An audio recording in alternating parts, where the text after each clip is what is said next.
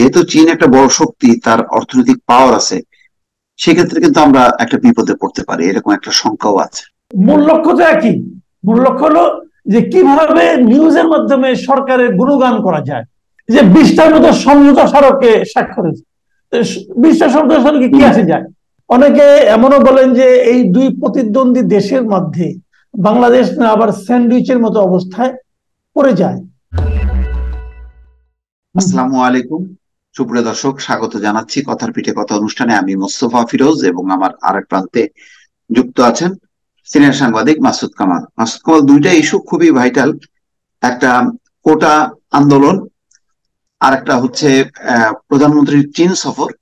তিনি সফর সংক্ষিপ্ত করে চলে আসছেন, যেটি গণমাধ্যমে রিপোর্ট হচ্ছে যে মেয়ের অসুস্থতার কারণে। কিন্তু আমরা যে বিষয়গুলো দেখছি, যে যে পর্যন্ত 21টা সমঝোতা হয়েছে, তার মধ্যে কিন্তু মানে অর্থনৈতিক বিষয়, কোন প্রকল্প সহায়তা অথবা রিজার্ভ সহায়তা, যে কথাগুলো বলা হচ্ছিল, $500 কোটি বা 5 বিলিয়ন, সেটার কিন্তু কোনো ঘোষণা দেখছি না। যেহেতু ওবায়দুল কাদের বলছেন যে অর্থনৈতিক বন্ধু চীন, সেই জায়গাটা একটু অনুপস্থিত। আপনার কাছে কি মূল্যায়ন এইটার ব্যাপারে? দেখুন, একটা জিনিস হলো কি, যে মেয়ের অসুস্থতার যে কথাটা বলা হচ্ছে, এটা অবশ্যই একটা ভ্যালিড গ্রাউন্ড। আমরা আগেও বহুবার দেখেছি যে আমাদের প্রধানমন্ত্রী তার মানে সন্তানদের ব্যাপারে অথবা স্বজনদের ব্যাপারে উনি মানে একটা সিরিয়াস, ওনার সবসময় একটা আচরণ থাকে। এটা একটা মাতৃত্ব সুলভ আচরণ এবং এটা অত্যন্ত প্রশংসার যোগ্য, এতে কোনো সন্দেহ নাই। এবং উনি হয়তো এটাই করেছেন বলে আমাদের পররাষ্ট্রমন্ত্রী যে তথ্য জানিয়েছেন, এটা একটা কারণ। বাট পাশাপাশি দেশের মানুষেরও কিন্তু কিছু প্রত্যাশা থাকে একজন প্রধানমন্ত্রীর কাছে।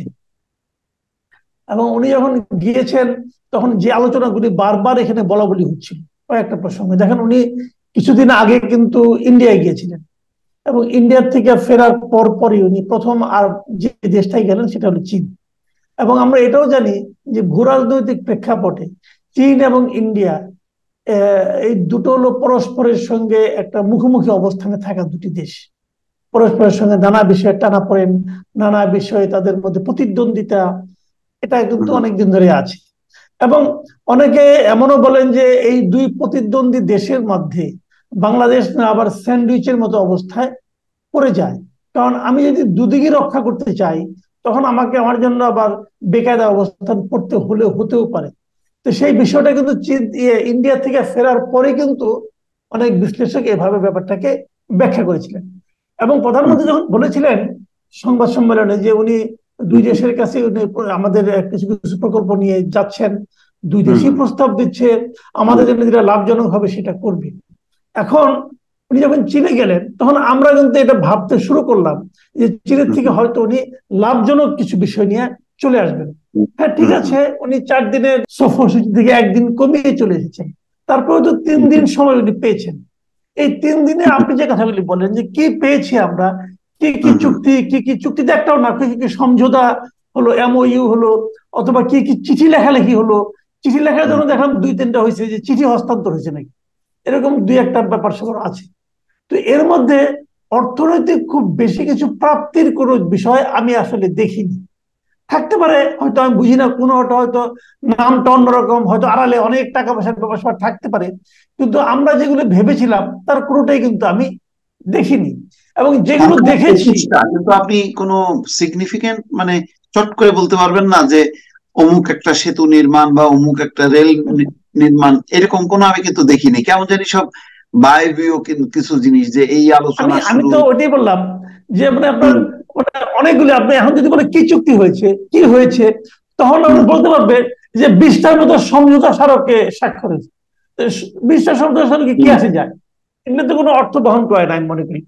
তো এখন নেট প্রাপ্তিটা কি, দেখেন দুটো জিনিস মানুষ খুবই চিন্তার মধ্যে ছিল।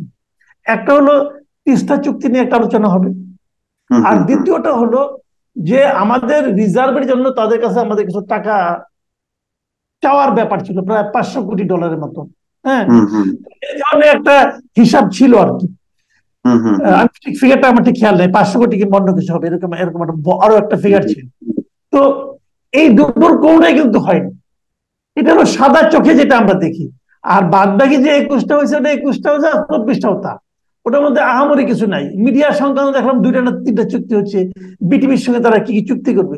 আচ্ছা, বিটিভি একটা বিটিভির সাথে, গণপ্রতিষ্ঠান। বিএসএস এর সাথে, বেতারের সাথে, এইগুলি চীনের সাথে আমাদের মিডিয়া সংক্রান্ত এটা মেলে না তো। কারণ চীন হচ্ছে একটা অবরুদ্ধ একটা মিডিয়া, মানে হয়তো তার সাথে হয়তো আমাদের। এমন কিছু হবে, হয়তো এমন কিছু হবে, আমাদের বিটিভির থেকে, আমাদের বিএসএস থেকে কিছু কিছু সাংবাদিককে তারা হয়তো ট্রেনিং দেওয়ার জন্য নিয়ে যাবে, এটা হতে পারে। কিন্তু যারা যাবে তাদের কিছু অর্থনৈতিক লাভটাভ হবে, আর তো কিছু আমি দেখি না। সবসময় দেখবে কিভাবে ওদের সংবাদকে মিডিয়া নিয়ন্ত্রণ ট্রেনিং করতে তো হয়। বিপজ্জনক হবে। মানে আমাদের আসলে তো ওই গণতন্ত্র বা মানে গণমাধ্যমের স্বাধীনতার এই কাঠামোর সাথে তো ওদেরটা মেলে না। এই জন্য খুব হাস্যকর লাগে যখন কি ওদের পার্টি টু পার্টি আমাদের বিনিময় না, হয়। এটা আপনি ঠিক বলেন না। মেলে না, আপনি কিভাবে বলেন? মেলে না কি? আমি শিওর এই যে মিডিয়ার যারা আছে, এরা যখন মিডিয়া যদি দুই পক্ষ যাতায়াত করে না, ওদের কিছু লোক আমাদের এখানে আসলো, বিএসএস শিখলো, বিএসএস কিভাবে নিউজ কভার করে, বিটিভি কিভাবে নিউজ কভার করে, ওরাও কিন্তু এখান থেকে অনেক কিছু শিখতে পারবে, আমি শিওর। ওরা দেখবে, আরে এটা তো আমাদের মাথার মধ্যে খেলেই নেই যে এভাবে যে একটা নিউজকে নিয়ন্ত্রণ করা যায়। ওরা বলবে কিন্তু অনেক কিছু শেখার আছে। আবার আমরা যখন যাবো ওখানে, আমাদের লোকজন যারা যাবে তারাও দু একটা কিছু কিছু অ্যাঙ্গেল থেকে শিখে আসবে। তো মূল লক্ষ্য তো একই। মূল লক্ষ্য হলো যে কিভাবে নিউজের মাধ্যমে সরকারের গুণগান করা যায়, এবং সেই গুণগান করার কম্পিটিশনে কে হারবে কে জিতবে আপনি চট করে বলতে পারবেন না। অনেক ঝামেলা আছে কিন্তু। হ্যাঁ, অনেক কিছু হতে পারে। তো তাইলে মানে হ্যাঁ, এই জিনিসটাই কিন্তু পরিষ্কার হলো না। প্রধানমন্ত্রীর সফরটা 4 দিনের জায়গায় 3 দিন সংক্ষিপ্ত হয়েছে, এটা আমার কাছে খুব গুরুত্বপূর্ণ না। অনেক সময় তো হয় যে হ্যাঁ, রাষ্ট্রের এটা বিভিন্ন প্রয়োজনে কারণে হতে জরুরি পারে। ভাবে চলে আসতে হয়। হ্যাঁ, কিন্তু আমার কাছে ওই জিনিসটা গুরুত্বপূর্ণ যখন 21টা সমঝোতা স্মারকের কথা দেখলাম, আমি 1 বাই 1 পড়তে থাকলাম, সেখানে কিন্তু আমার যেই সংকটের কারণে যেই, আসলে তো এখন বিশ্বে তো টাকা দেওয়ার মতন চীন ছাড়া অন্য কোনো দেশও দেখি না। হ্যাঁ, যে চট করে ঋণ সহায়তা দেবে। ধরেন এডিবি, ওয়ার্ল্ড ব্যাংক, তারা আলাপ আলোচনা করে, এই শর্ত দেয়, ওই শর্ত দেয়, নানান কিসিম আছে সেখানে। চীন চট করে দিয়ে দেয়, কিন্তু তাদের একটা হলো যে ওই রেয়ারটা, যেমন এরা মনে করেন 10 বছরের মধ্যে চায় শোধ, আর এডিবি, ওয়ার্ল্ড ব্যাংক এদের কাছ থেকে নিলে এরা 30 থেকে 40 বছর পর্যন্ত বাড়ায়। আবার রেট অফ ইন্টারেস্টটাও একটু বেশি মানে ওদের থেকে, কিন্তু আবার গ্রেস পিরিয়ডটা আবার খুব কম। তারপরেও এখন তো যেহেতু জরুরি দরকার বাংলাদেশের, সেইটা আমি কোনো ইয়ে দেখলাম না, তাতে আমি একটু হতাশ। কি এইসব কারণেও অনেকে বলছেন যে হয়তো সফরটা সংক্ষিপ্ত হওয়ার পিছনে এটা একটা কারণ। এখন তো পুরো হতে বিষয়টা পারে, আসলে হতে ধসার পারে, মধ্যে। কিন্তু এখানে আরেকটা জিনিস আছে। আপনি যেটা বলেন এটা সম্ভাবনা আছে, কিন্তু প্রশ্ন হলো এই যে এটা হতে পারে, এই জিনিসটা আমাদের কূটনীতিকরা এখান থেকে যাত্রা শুরুর আগে টের পেল না কেন? হ্যাঁ, সেটাও তো একটা কথা। তাদের কিন্তু এটা টের পাওয়া উচিত ছিল, কারণ বহর তো কম না। একটা বিশেষ বিমান নিয়ে গেছেন আপনি, 200। 200-র উপরে, 200-র উপরে প্রতিনিধি নিয়ে গেছেন আপনি। আর যে নামগুলি দেখলাম প্রতিনিধিদের, ওটা আমার কাছে আরেক ধাঁধা। ওরা বলে যে এত এত লোক, এদেরকে কেন নিয়ে যাওয়া হচ্ছে আমি বুঝি না কিছু। আমি বললাম না, অনেকগুলি পত্রিকার সম্পাদক দেখলাম, তাদের আমি জীবনে চিনি না, জীবনে চিনি না। আবার অনেকগুলি কি কি প্রতিষ্ঠান, মানে অদ্ভুত অদ্ভুত ব্যাপার সব। তো এরা তো কি, এরা সবকে গেল, সবাই প্রাইম মিনিস্টার সঙ্গে গেল, এবং হয়তো ছবিও তুলবে, বাসায় এসে ঢাকা এসে বলবে তারা কত পাওয়ারফুল, চীনের সঙ্গে সেই মিটিং এ তারা যাচ্ছে। কি করতে গেছে আল্লাহ জানে, একমাত্র আর তারা জানে। তো নিশ্চয়ই এটা রাষ্ট্রীয় খরচ হয়েছে নাকি তাদের পার্সোনাল খরচ হয়েছে, তাও বলতে পারবো না। তো এগুলি তো ব্যয় তো হচ্ছে আমাদের, খরচ হয় আট নাই, লাখ টাকা খরচ মতো হয়েছে। দিয়েছে। একজন সাংবাদিক আমাকে বললেন যে সেও ইনভাইটেড ছিলেন, তো হম। জাননি, 8 লাখ টাকা দিয়ে তার যাওয়ার শখ নেই। ও, তাহলে এদের সবাই 8 লাখ টাকা দিতে হয়েছে।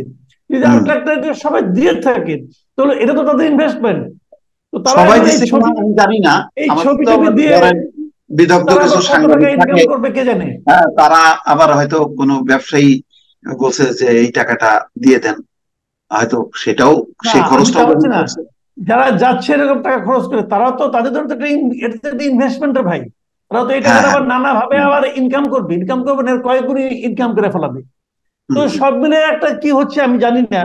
তবে এটা এটা আমার মোটামুটি কথা হলো যে ভারত সফর নিয়ে যতটা উৎসাহ ছিল, উৎসাহ মানে কি, কৌতূহল বলবো আমি, যতটা কৌতূহল আমার ছিল, আমার তার চেয়েও বেশি কৌতূহল ছিল চীন সফরে কি হয় এটা জানার জন্য। হ্যাঁ, কিন্তু হ্যাঁ, আনফর্চুনেটলি সেই কৌতূহলটা আমার বরঞ্চ মানে একদম মাঠেই মারা গেছে আমি বলবো।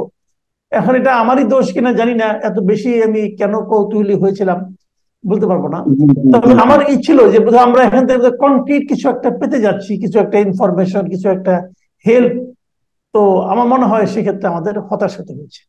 আমরা ধরে নিই যদি এটা হয় যে ধরেন অনেক সময় এই ভারসাম্য করতে করতে হঠাৎ করে ভারসাম্যহীন অবস্থা যদি হয়, আর যেহেতু চীন একটা বড় শক্তি, তার অর্থনৈতিক পাওয়ার আছে, সেক্ষেত্রে কিন্তু আমরা একটা বিপদে পড়তে পারি, এরকম একটা শঙ্কাও আছে। এখন এটা কি হবে না হবে জানি না। তবে হম। আমি একটা উদাহরণ দিয়ে বলি। এই যে $500 কোটি যে ঋণ সহযোগিতার কথাটা বলা হচ্ছিল, এই যে রিজার্ভ এটা, সহায়তা। হ্যাঁ, এটা ওরা ঋণ সহযোগিতা বলছিল বোধহয়।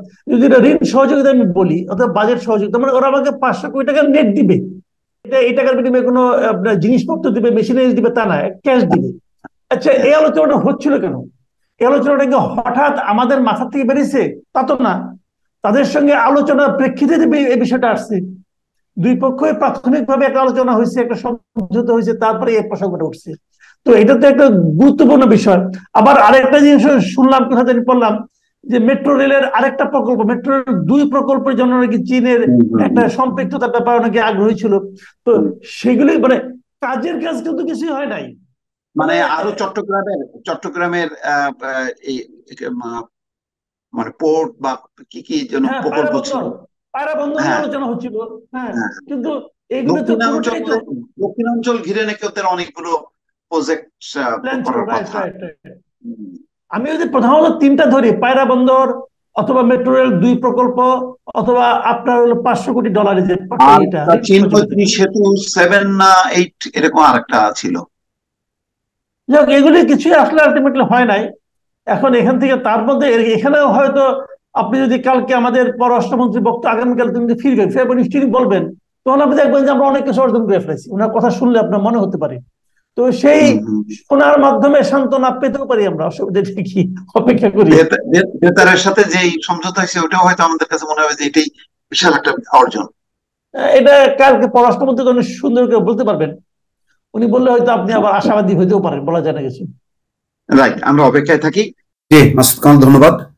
দর্শক শুনছিলেন প্রধানমন্ত্রী চীন সফর নিয়ে বাংলাদেশের প্রত্যাশা এবং আমাদের যে চাওয়াগুলো, সেগুলো আসলে কতটুক কি দাঁড়ালো তার একটি বিশ্লেষণ। যদিও এটির আমরা পুরো কনক্লুশন টানলাম না, এই কারণে যে আসলে আমাদের যে সংকটের জায়গাগুলো, বিশেষ করে রিজার্ভ সহায়তা, বাজেট সহায়তা, অথবা প্রকল্প ঋণ সহায়তা, বিশেষ করে দক্ষিণাঞ্চলে কোন বড় কোন প্রকল্পের ঘোষণা, অ্যানাউন্সমেন্ট, আমরা এগুলি কিছুই জানতে পারলাম না। ফলে এগুলির ব্যাপারে সরকার যে সফর দল, তারা আসার পর যদি তারা জানান, তখন আমরা বুঝতে পারবো যে আমরা আসলে চীন থেকে কি পেলাম। পাওয়াটা জরুরি, কেননা বাংলাদেশের অর্থনীতি এই মুহূর্তে সংকটে আছে। দর্শক, আরেকটি বিষয় ছিল কোটা আন্দোলন, কিন্তু আমাদের হাতে সময় না থাকার কারণে আপাতত সেই আলোচনাটা স্থগিত থাকলো। দর্শক, ভালো থাকবেন। আল্লাহ হাফেজ।